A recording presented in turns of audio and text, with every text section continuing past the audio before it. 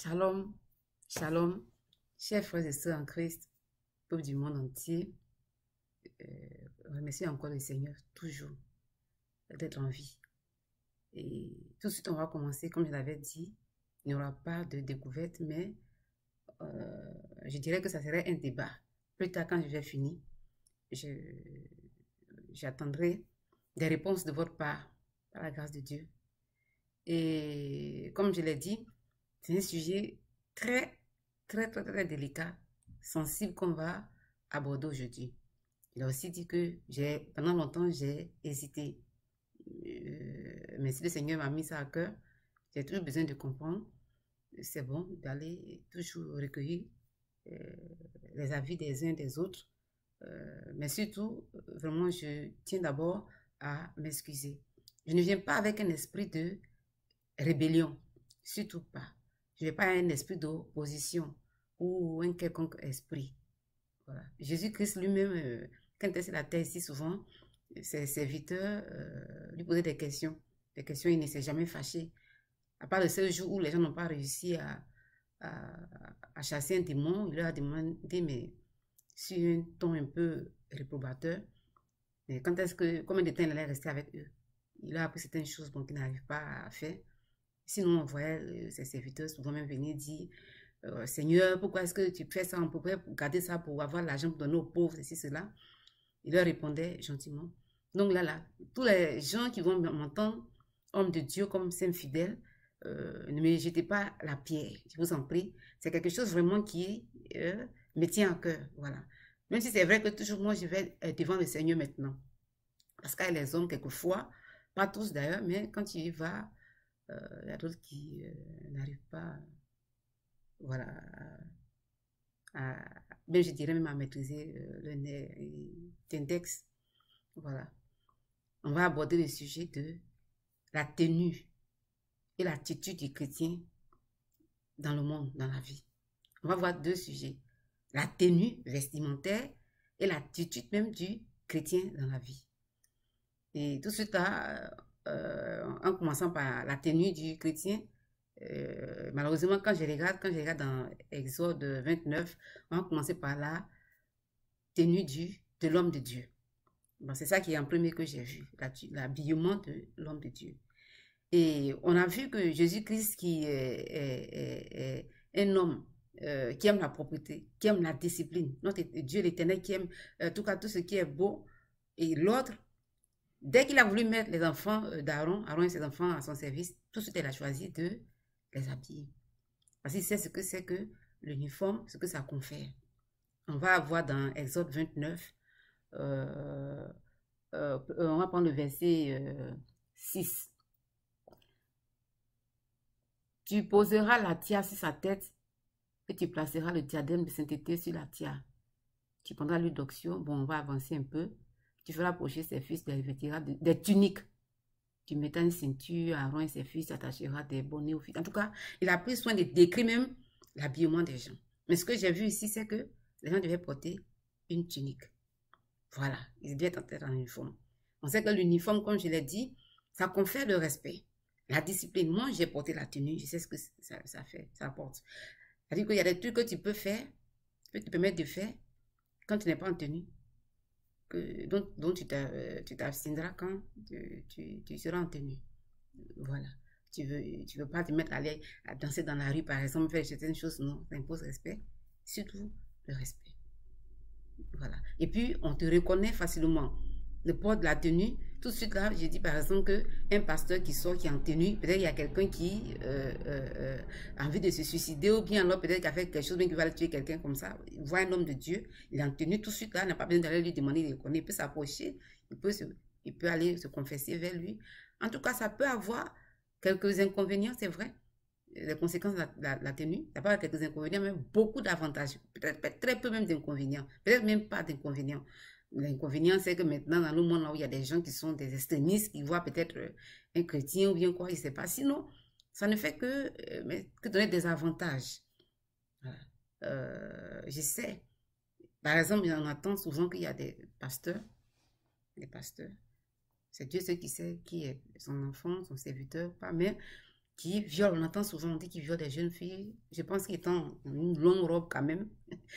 Ils vont prendre du temps quand même pour penser à faire ce genre de trucs-là. Bon, même s'il sait qu'il y a des gens qui ont gardé toujours la culture, ce que Dieu a dit, qui sont habillés en tunique, bien une longue soutane, mais on sait qu'il y a des choses, on entend qu'il y a des choses abominables qui se passent en dessous de ces soutanes-là. Mais dans l'ensemble, en tout cas, la tenue, elle confère vraiment des avantages, beaucoup d'avantages. Respect, en tout cas, elle met des barrières. Met des barrières. Dieu même a demandé à ce que les gens aient, même gardent la barbe. Voilà. Ce n'est pas un fait du hasard. On va voir ça plus tard. Ce n'est pas un fait du hasard. Même quand on regarde dans le psaume 133, on parle même de la barbe d'Aaron. L'onction qui descend, qui passe, qui descend sur la barbe d'Aaron qui descend. Donc la barbe n'est pas un fait, c'est pas fortuit que Dieu a voulu que les hommes gardent la barbe. Mais de nos jours, qu'est-ce qu'on constate? Les hommes de Dieu, ils ne portent plus la tenue. Très peu. En tout cas, la plupart ne portent plus la tenue. Ils sont habillés comme ils le veulent, en veste, la tenue, tout et tout, ben, ils le font. Et qu'est-ce que ça peut avoir comme conséquences? Les conséquences, les inconvénients, les avantages.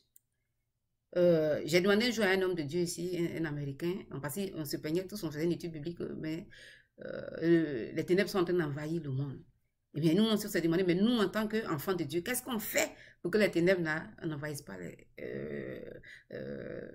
le monde? Et là, j'ai demandé au pasteur, je dis, par exemple, je vois que les hommes de Dieu, ils ne portent plus la tenue. La tenue qui confère une autorité, qui montre vraiment que, mais voilà, c'est un homme de Dieu qui est là. Il m'a dit que, bon, mais c'est sa femme qui a répondu, elle dit, non, bon, peut-être que c'est pour ne pas s'éloigner trop des fidèles, parce que si on est en soutane, ça peut faire un peu peur, ou bien qu'on est en tunique, ou bien en quoi, bon, ça peut faire un peu peur. C'est pour cela que, bon, mais on veut être la même chose comme les autres personnes. C'est pour cela, j'ai remué la tête. J'ai remué la tête. Et je n'ai rien dit. Mais justement, maintenant, pas tous les hommes de Dieu, mais ce qu'on constate malheureusement, quand tu regardes certains hommes de Dieu, je dis bien certains hommes de Dieu, quand ils viennent se présenter devant leurs fidèles, tu sens qu'ils veulent qu'on voit la veste qu'ils ont mis, qu'ils ont portée. Tu sens qu'ils veulent qu'on voit la chemise, la montre, la ceinture, mais même les chaussettes, sans parler des chaussures. On le sent, on le voit. Nous sommes des êtres humains, c'est normal quelquefois, on le sent. Donc les gens aussi, les fidèles là, mais ça peut détourner l'attention des fidèles. Ils viennent écouter le message, mais quand ils voient le pasteur présenter tel qu'il est, des cheveux bien coiffés, tout bien traité aussi, on parle de la tenue, c'est vrai, mais vous ne pensez pas que ça peut détourner les gens? Des jeunes filles aussi, même des femmes mariées saines d'esprit, quand tu viens te présenter comme ça, quand Dieu a voulu que les gens s'habillent en soutane, il sait pourquoi. Quand tu vas porter la soutane, tu seras aussi beau. Ah, c'est sûr dans ta soutane, mais tu sais, tu es tout imposant et tu imposes respect. Mais quand tu viens, que tu es habillé, juste en veste, vraiment, tu mets la main, la montre pour qu'on puisse voir tout ça là, ben, ça peut aussi amener les gens à pécher. Ça peut amener les gens à pécher. Je sais que la barbe, on dit, bon, quelque part, j'ai vu que des gens portaient la barbe, on dit non, quelque part, c'est écrit qu'on ne porte plus la barbe. Moi, je ne connais pas toute la Bible, mais ce que je vois, si Dieu a voulu, il sait que si tu portes ta barbe avec ta moustache, avec ta longue robe que tu passes, là, tu seras pas aussi attrayant, tu seras respectable. Mais aujourd'hui, les hommes de Dieu ne font pas ça, on ne sait pas. Et j'ai été voir dans la Bible, avant qu'on en arrive là, je vais voir d'abord la tenue des femmes aussi. Voilà, parce que c'est surtout ça, là, c'est la tenue des hommes. Les pasteurs, tout ça, c'est la tenue des hommes, ils portent des tuniques. La tenue des femmes, j'essaie de voir un peu qu'est-ce que les femmes portaient par le passé et qu'est-ce que les hommes portaient par le passé. Et là, j'ai fait quelques petites recherches. Et là, j'ai vu, je vais vous lire quelques passages, vous allez voir ça, mais j'ai vu par exemple que d'abord Dieu, le grand Dieu, dans Ésaïe 6, verset 1, on dit que Dieu portait une robe. Dans Exode 29, là, on a parlé de la tunique, de la robe des gens. Tu vas lire un peu dans Ésaïe 22, verset 21, on parle de tunique. Marc 12, on parle des scribes qui étaient en robe. Dans Luc 15, 22, on parle de l'enfant prodige, ainsi de suite. Même vous voyez, Joseph portait une tunique. Tout le monde portait des tuniques. Les femmes, je n'ai pas bien vu l'habillement des femmes. Mais j'ai vu dans 2 Samuel, verset 18, je crois, 2 Samuel 13, verset 18, que les filles des rois portaient des tuniques. Donc, quand je regarde bien, dans l'ensemble, tout le monde portait une robe, une tunique. Il n'y avait pas d'habillement d'homme et puis il n'y avait pas d'habillement de femme. On va revoir un peu. Même on dit qu'au ciel, on va porter une robe. Donc, qu'est-ce qui est un habillement d'homme et qu'est-ce qui est un habillement de femme? Un jour, je me suis approché d'un homme de Dieu, un homme de Dieu, il n'y a pas trop longtemps, qui parle beaucoup de ce qu'ils font. Eux, ils font tout ce qui est dans la Bible.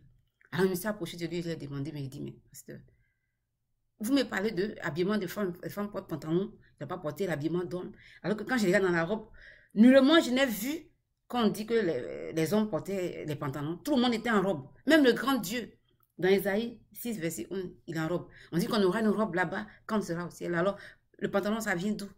Alors, il me dit, en tout cas, ce qu'on est venu trouver sur la terre ici, là, mais il faut faire ça. C'est quand on est venu, les hommes portent les pantalons, les femmes portent. Non, mais vous me dites que vous faites ce qui est écrit dans la Bible. Mais dans la Bible, là, où est-ce qu'on a parlé de pantalons? Et même quand je regarde un peu, quand tu regardes au Moyen-Orient, justement, les gens sont généralement en tunique. Ils sont généralement en tunique. Et c'est les femmes, justement, qui, peut-être qu'elles portent un truc pour se protéger. Même, et j'ai dit que je n'ai pas vu l'habillement des femmes, mais souvent, tu vois, dans Ézéchiel, Dieu parlait de la robe, la tunique qu'on allait soulever pour voir que la femme serait nue. C'était au féminin.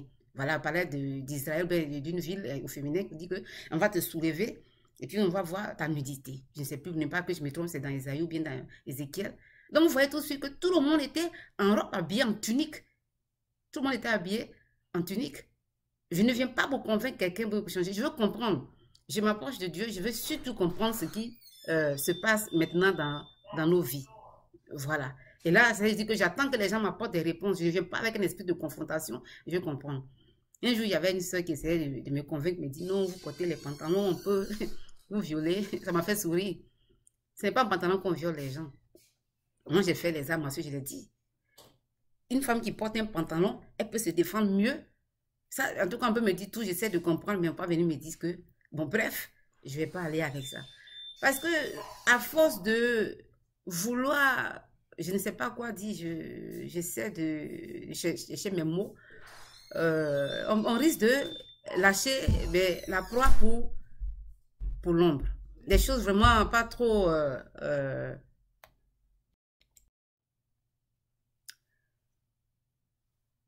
de lâcher la proie pour l'ombre. Parce que il faut qu'on en parle.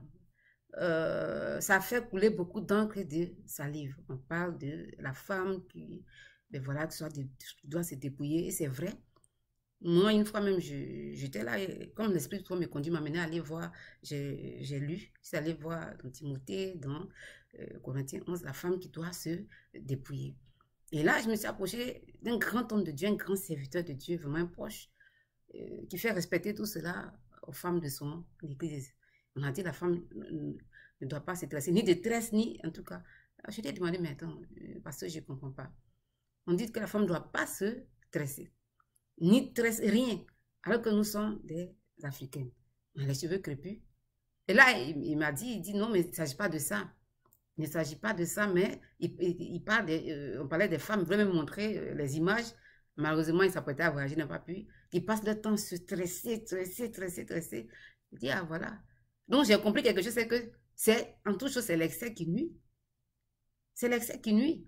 Je ne demande pas aux gens de ne pas faire ce qu'ils veulent, mais Dieu qui a créé la femme. Quand tu regardes une femme, moi, toutes les femmes, Dieu a créé toutes les femmes belles.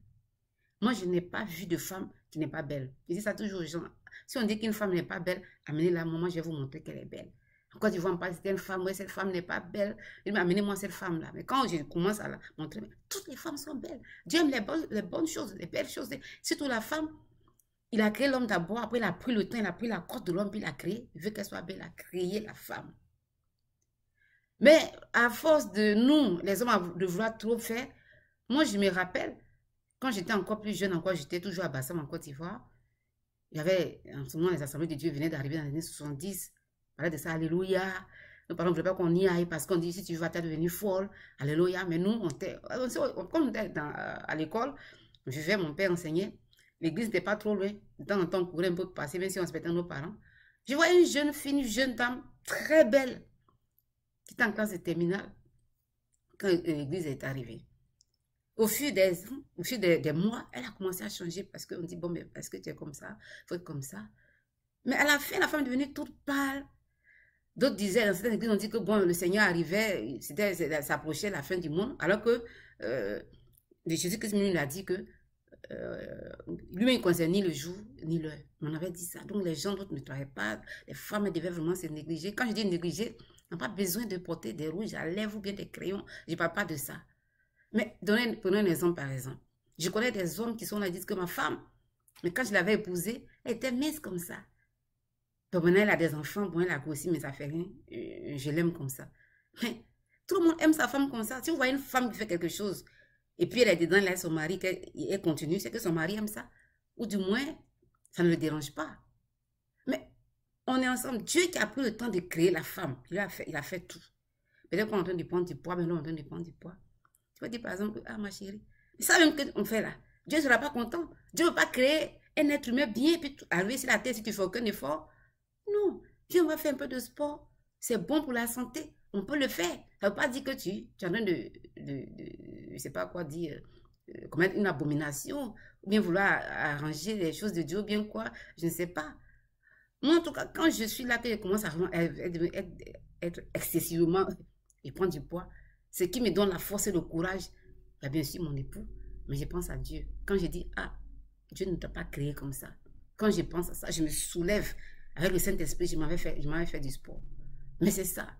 Mais à force de venir dire que bon, la femme ne doit pas être ceci. La femme ne doit pas être cela. Elle ne doit pas. On risque de lâcher la proie pour l'ombre. Je vais prendre un exemple encore en parlant des pasteurs.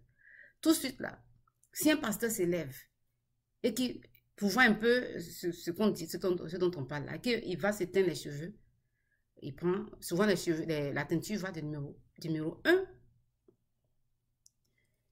jusqu'au numéro, peut-être je vais dire 1000. Le numéro 1, généralement les Africains ont le numéro 1B. Si c'est les cheveux en numéro 1B, c'est-à-dire qu'il est en train de prendre de l'âge, qui se coiffe un peu les cheveux, il fait bien, il s'en va. Personne ne trouvera arrêté. Mais si un pasteur se lève et qu'il prend peut-être le numéro 350, tout le monde va crier au scandale. Même moi, les cheveux rouges ou bien verts, un pasteur.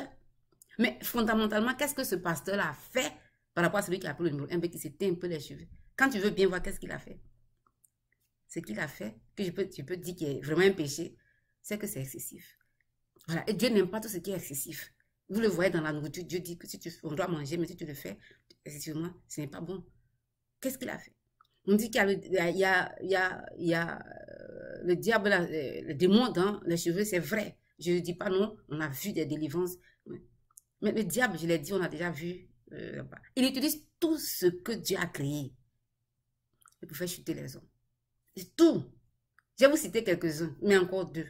La nourriture.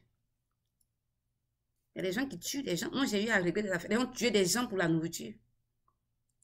Parce qu'ils sont gourmands. Ils deviennent fous. Mais ça, c'est démoniaque. Allons-y, je m'excuse le mot, mais le sexe. Les gens qui font le travail, ils font ce travail-là. Les gens qui se processent, ils font tout. Est-ce pour autant qu'on dit de ne pas aller avec les hommes? Je me rappelle, avec sa femme ou bien avec les hommes. Il faut toujours prier. Je prends l'exemple de certaines femmes. Je le dis parce que je dis, elles me donnent des conseils. Non, quand on est chrétien, on ne doit pas faire ça. On ne doit pas faire ça. On ne doit pas faire ceci. On doit faire ça. Je dis, bon, d'accord. Toi, tu es chrétienne. Prends l'exemple d'une chrétienne. Je vais prendre, parce que je vais m'aller même, je vais prendre même l'exemple des pasteurs. Je vais prendre un pasteur qui va dire que bon, lui, il est un bon pasteur. En tout cas, lui, il s'éteint les cheveux seulement, non, il n'éteint pas. C'est tout. Il s'achète, il prend le parfum. Bien des trucs comme ça. Mais allons-y, on va aller chez L'Oréal. Chez L'Oréal, bien dur quelque part. Chez L'Oréal, on vend tous les produits, ce qu'on appelle les produits cosmétiques. On vend parfum, on vend shampoing, on vend pommade, on vend crayon, on vend lip gloss, on vend rouge à lèvres. Telle personne va venir, va dire que lui n'est pas dans le truc, elle est chrétienne. Lui, il pense seulement que lip gloss, elle est chrétienne, elle ne prend pas rouge à lèvres. L'autre va venir dire que bon, elle est, en tout cas, elle ne prend pas le rouge à lèvres là. Elle prend seulement que shampoing, le défrisant, elle veut défriser ses cheveux, parce que c'est du ça, au moins on peut faire ça. L'autre vient dire pour moi, je pense, en tout cas moi je suis naturelle, je prends seulement que le shampoing. Je me lave les cheveux seulement, ainsi de suite. Mais si L'Oréal, si le diable veut prendre les produits de L'Oréal pour faire chuter les gens et les posséder, que ce soit le parfum, la pommade, peu quoi que ce soit, mais tout ça là, L'esprit est dedans. L'esprit est dedans. Je ne demande pas aux gens de faire. En tout cas, je ne le demande pas, mais vous ne voyez pas vous-même que l'esprit peut être dedans. Que tu prennes pour moi chez L'Oréal, ben chez Dior, bien, un parfum, ou quoi que ce soit, ou bien alors. Les mèches, ça c'est autre chose, mais aller prendre des choses, des cheveux humains, déjà même là, c'est pas, mais vous voyez un peu. Donc, chacun s'arc-boute. Il pense que c'est ce que lui fait là qui est bon. Il y a des gens qui sont là qui disent que eux, ben, mais ils ne paient plus la dîme. Mais Jésus-Christ, quand il est venu même là, lui, il a payé ses impôts. Ils disent que bon, ils font plus. Et ce qu'ils font, c'est ce qui est bon. L'autre va trouver que ce n'est pas bon. D'autres sont là, ils mangent pied plat. On va venir dire que bon, mais pourquoi est-ce qu'ils mangent pied plat? Mais ils vont te dire que dans le buisson Adam, au moins à plusieurs endroits de la Bible, quand les gens devaient s'approcher de Dieu, là, d'aller pied plat, donc l'endroit est vraiment saint. Donc, je vais essayer de comprendre un peu, pas que quelqu'un change, mais de comprendre un peu pour ne pas que, je le dis toujours, qu'on lâche la proie pour l'ombre. Donc, tout le monde est là. Chacun dit que lui, il est comme ça. L'autre va venir dire que, mais, voilà, lui, sa femme est telle chose comme ça. Il y a la femme d'un tel pasteur. Elle est femme de pasteur, puis d'ailleurs même un pasteur, puis sa femme prêche. Mais pourquoi est-ce que la femme du pasteur prêche? Pourquoi est-ce qu'elle s'est habillée comme ça? Pourquoi est-ce qu'elle a ses cheveux là, son teint, bien truc comme ça? La femme du pasteur va te dire que dans la Bible, c'est vrai qu'on a dit que la femme ne doit pas prendre la parole en public. C'est vrai. Mais dans la même Bible, la Bible ne se contredit pas, donc c'est pas Paul qui l'a dit, c'est vrai. Mais même la Bible a dit dans Joël 2 que dans la fin des temps, il va répandre son esprit sur toute chair. Vos femmes, vos filles, vos enfants, vos vieillards, ils vont prophétiser. Elle dit quoi? C'est quand il décrit, Dieu dit là. Elle dit que les gens qui n'avaient pas droit à la parole, même les servantes vont parler. On va prophétiser, puisqu'on dit de ne pas parler, la femme ne doit pas parler. Si elle veut dire quelque chose, qu'elle aille dans la chambre là-bas. Donc, si elle doit prophétiser, là, elle va aller dans la chambre pour le faire, quand Dieu l'a dit. C'est des trucs, il savait. Elle dit que ce qu'il a dit là, ça vient après ce que Paul a dit. Il y a une époque pour chaque chose. Et quand ce temps-là arrive, tu ne peux pas. Quand il parle des enfants qui vont prophétiser, et je sais que c'est le monsieur même, c'est l'homme même qui est venu pour révaloriser la femme et les enfants. Les internats, tout ce qui se passe, c'est à cause de Jésus que tout ça, les orphelinats, les trucs, c'est à partir de Jésus que ça fait. Parce que les femmes étaient marginalisées dans la culture juive. Je l'ai déjà dit dans ce côté-là même. La femme était marginalisée. Mais quand Jésus-Christ est venu, et je vous l'ai dit encore, vous allez voir dans mes vidéos, Jésus-Christ a choisi de se montrer à une femme pour envoyer la bonne nouvelle dont on parle là. Jésus-Christ s'est ressuscité là. 2 hommes étaient partis là-bas. Ils n'ont même pas eu le privilège de voir les anges.